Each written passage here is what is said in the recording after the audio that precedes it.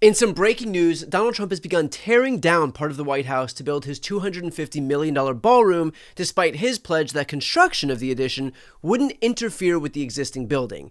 And look, I'm certainly no expert on construction, but it seems there may be some interference, what with the East Wing literally being torn down as we speak.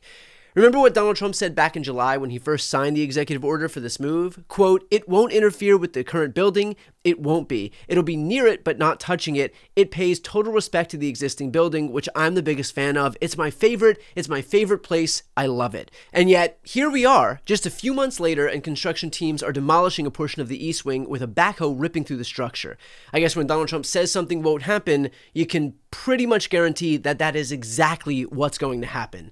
But let's zoom out for a second here, because I think this isn't just about Trump lying, although yes, this is just the latest example, the umpteenth example of the fact that Donald Trump lies as easily as he breathes, but this is about what Donald Trump is prioritizing. We are talking about a $250 million, 90,000 square foot ballroom, which for context is larger than the entire existing White House. And where is this money going while Americans are struggling? While we've got a government that can barely keep the lights on or stay open, Trump is hosting dinners for his wealthy donors to fund his personal party palace. In fact, last week, the president hosted a dinner for donors helping to fund the ballroom's construction in the East Room, with attendees including representatives from Microsoft, Google, Palantir, and other companies, as well as wealthy figures such as Blackstone CEO Steve Schwarzman and Cameron and Tyler Winklevoss. So while everyday Americans are watching their grocery bills surge and healthcare costs double or triple or quadruple, Donald Trump is wining and dining tech billionaires to pay for his ballroom because populism or something. Now, Trump and his defenders will tell you, don't worry, no taxpayer money is being used. And sure, he's promised that no government funds are going to be used to construct the ballroom, but let's be real here. When you are demolishing part of the White House, when you've got Secret Service agents standing around watching the construction, when you are disrupting the functioning of the executive branch for a ballroom, taxpayers are absolutely paying for this. Maybe not directly, but we are paying in lost productivity, we are paying in the distraction from actual governing, and in the desecration of a historic building that belongs to all Americans, not just Donald Trump. There's also the fact that the construction of the ballroom, which may take years, suggests that Donald Trump does not view his time in the White House as being limited. Here's my conversation with Jasmine Crockett, where she discussed that exact point. This guy doesn't plan on leaving. As the government is shut down, he's still building this bootleg, party room, as I like to call it, in the White House that nobody asked for. That's the only thing that's not shut down. The house is shut down. We're not going back in. We're not doing any work for the American people. And his ballroom is still being constructed. Now, who would construct a ballroom that's going to take, I don't know how long, that's going to take, I don't know how many dollars, if they plan on leaving in 3 years? He's not planning on leaving. It's not a joke when he puts a Trump 2028 hat on the desk in the Oval as he's supposed to be having a real meeting with the leadership within the House and the Senate about how we are going to work for the American people. We should all be very concerned, and your concerns should lead you to engage in conversations. Conversations not just with your friends, but also those people that don't see the world the same way as you do. Because unfortunately, we are all in the same sinking ship right now. And it is time for us to make sure that we do the opposite of what they want us to do. They divided us in this last election. We've got to come together and recognize that if we stand together, we will always do so much more than we can as we're divided. And of course, to see the full interview with Jasmine Crockett, or to see any of my other interviews, or to support my work, please make sure to subscribe to this channel, which is and always will be 100% free. But this raises the obvious question here. Do you begin construction on a vanity ballroom that will arguably not even be done during your term if you really intend to leave at the end of your term in 2029?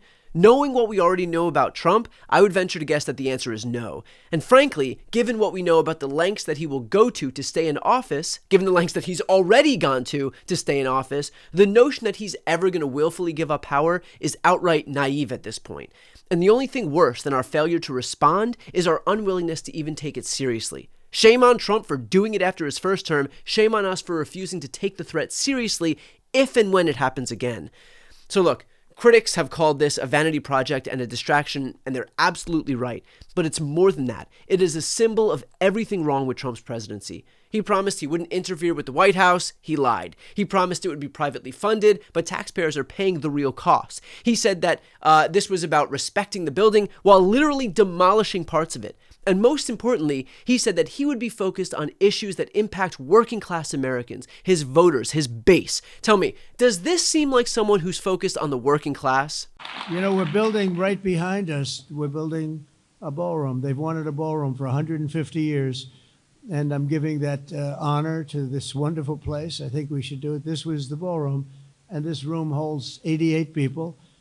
And the new one will hold 999 people, which is a difference. I say 999 because I didn't want to crack 1,000. I didn't want people to get concerned because that's getting big. But we're going to have, we'll have the most beautiful ballroom in the country. It's going on. And for those that are interested, we got to get back to baseball. But you see the gold drapes? That's a knockout panel.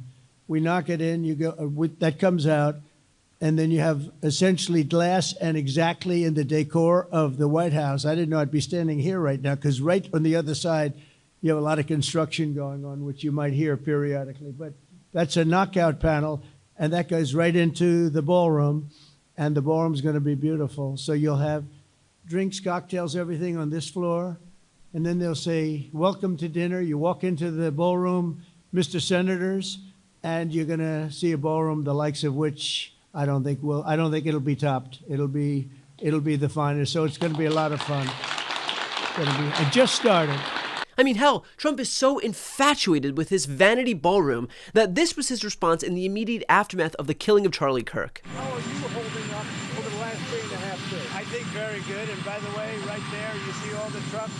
They've just started construction of the new ballroom for the White House, which is something they've been trying to get, as you know, for about 150 years. And it's going to be a beauty. It'll be an absolutely magnificent structure.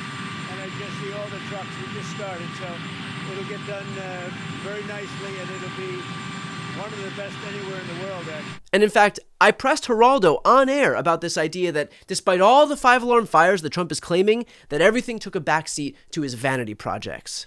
Yeah, How is it that we can't stop our own citizens from killing each other? A river of blood runs through this, the national parks and all the rest. Geraldo, it was such a pressing issue that Donald Trump found it necessary to first figure out how to put up a flagpole on the White House grounds, to lay the plans for a $200 million ballroom, to host a bunch of crypto dinners, to release a cell phone plan and a crypto coin. All of those things were more pressing than the crime that was apparently so out of control in D.C. that we needed federal troops to be stationed there. The reality is that Trump prioritizes what he cares about. And what he cares about is opulence and wealth. He wants to live in a sea of gold so that he can feel important and powerful and rich. Meanwhile, he's done nothing for his supporters who he promised the world to, other than, of course, increasing their costs, stripping their healthcare away, and terrorizing families across the U.S.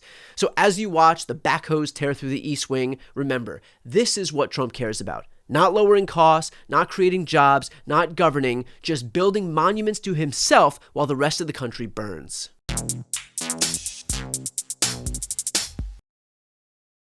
Before you go, if you enjoyed this content and you want to see more and support independent media, please subscribe to this channel. The subscribe button will be right here on the screen.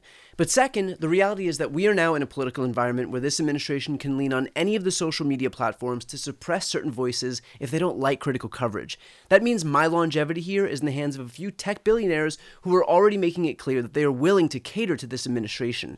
To that end, signing up for my newsletter is a way for me to reach you directly if that ever becomes necessary. I'll put the link right here on the screen as well, so please sign up. It's free, but there's also an option to do a paid subscription if you'd like to support me and my team. I really appreciate it. Thanks so much for watching.